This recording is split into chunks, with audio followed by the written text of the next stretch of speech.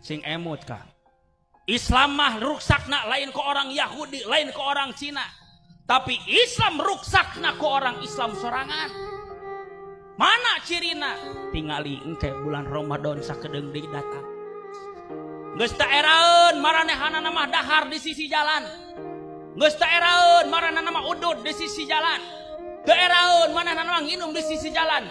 Lamun aya orang Yahudi, orang Cina, orang Kristiani, moal aya nu warani manehna mah dahar di sisi jalan sabab nghargaan ka umat Islam.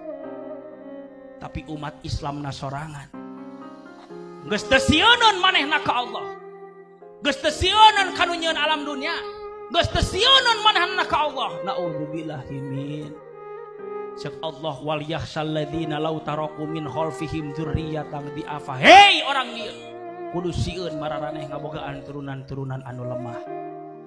Lemah di dieu lain dina masalah bab duniawi lain.